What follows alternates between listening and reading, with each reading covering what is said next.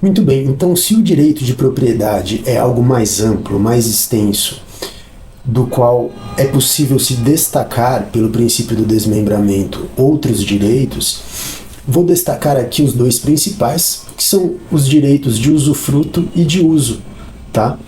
Propriedade, inciso 1º, usufruto, inciso 4º, uso, inciso 5º, do artigo 1225, que elenca então os direitos reais. Então, o usufruto e o uso, eles são direitos reais que se destacam do próprio direito de propriedade, tá bom? Eles são direitos autônomos. No entanto, se você tem a propriedade plena, você tem ambos os direitos. Direito de propriedade mais amplo, direito de usufruto menos amplo do que a propriedade, porém mais amplo do que o uso, e o direito de uso menos amplo do que os dois anteriores.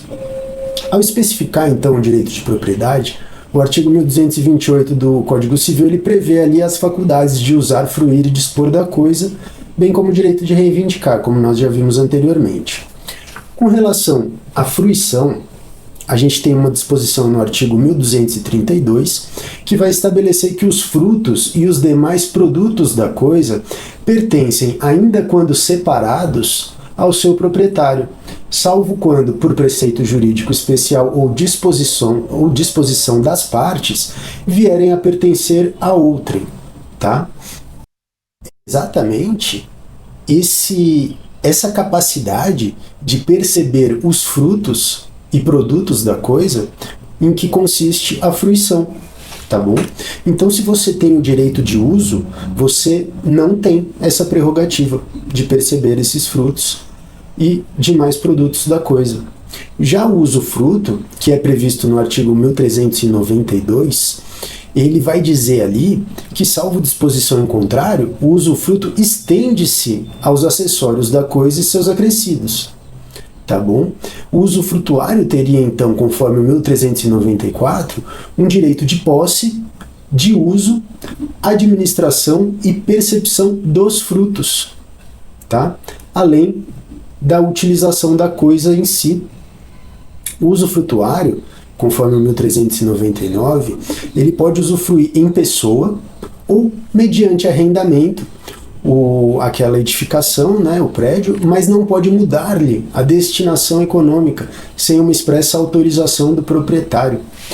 Por exemplo, se eu tenho direito de uso de um determinado imóvel, eu posso muito bem residir nesse imóvel, mas eu não posso alugar, tá, para um terceiro.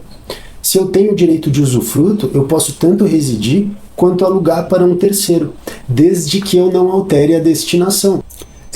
A posse em si é um estado de fato da coisa.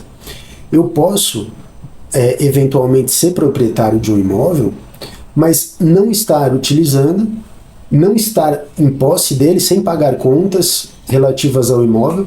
Tem um terceiro morando nesse imóvel já há muitos anos, que é quem paga as contas, que é quem exerce os atos ali de posse, e nesse caso eu sou proprietário e eu não tenho a posse. Quem tem a posse é um terceiro que não tem nenhum tipo de registro no imóvel do qual eu sou proprietário.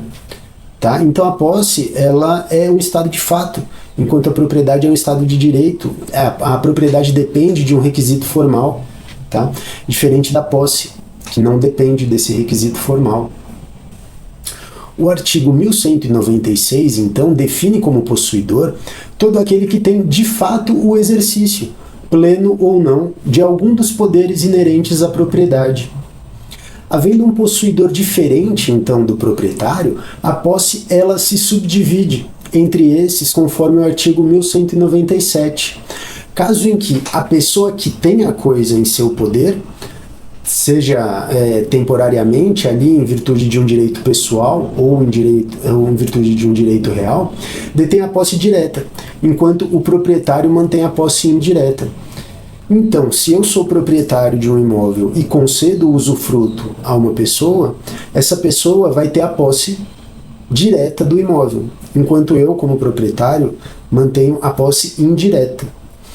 Trata-se de algo em que o possuidor direto tem, então, a prerrogativa de defender a sua posse, até mesmo contra o proprietário, que é considerado ali o possuidor indireto. Um outro exemplo, se eu alugo um imóvel, eu tenho a posse direta desse imóvel, tá? E eu posso defender essa posse, inclusive, contra o locador. Durante o período do contrato, o locador não pode entrar e sair da minha casa conforme ele bem entende, porque é a sua propriedade. Pelo contrário, apesar de ser a sua propriedade, a posse é minha, e ele não tem o direito de interferir. Ele está obrigado pelo contrato de locação.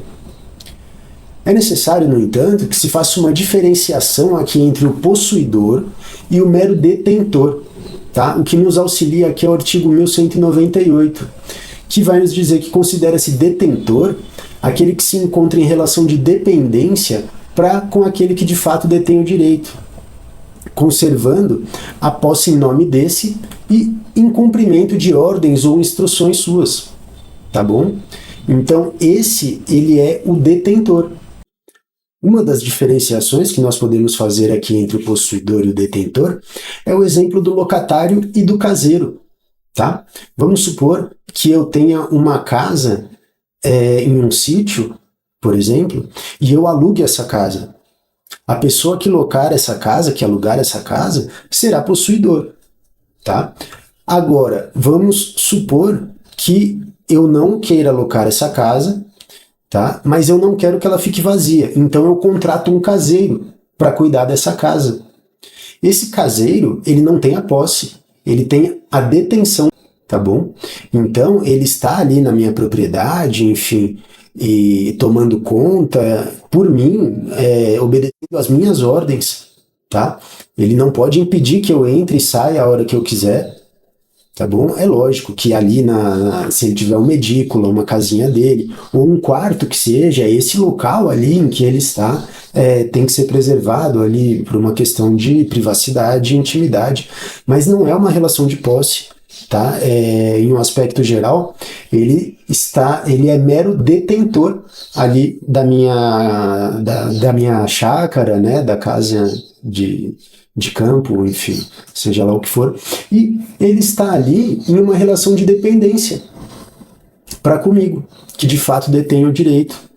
Ele conserva, então, uma posse ali em meu nome e em cumprimento de minhas ordens, tá? Ele não é necessariamente um possuidor, ele é um mero detentor. O detentor, então, ele exercita esses atos de posse como um instrumento da vontade daquele ao qual ele está unido por essa situação de dependência ou um vínculo de subordinação, tá bom? Então, ele age ali, ele exerce aqueles atos como um instrumento da minha própria vontade, eu proprietário. O artigo 1199, ele vai nos esclarecer, então, que se duas ou mais pessoas possuírem coisa indivisa, poderá cada uma exercer sobre ela os atos possessórios, contanto que não exclua os dos outros como possuidores. Ou seja, se tanto eu quanto meu irmão, por exemplo, detemos a posse de um determinado imóvel e alguém o invade, tanto eu quanto meu irmão podemos restabelecer essa posse em nome dos dois, tá? Nunca individualmente. Isso é o que eu tinha para trazer para vocês aqui com relação à propriedade como direito real, né, e algumas diferenciações sobre a posse como estado de fato. Eu espero que tenha sido útil, agradeço demais pela atenção e até o próximo vídeo.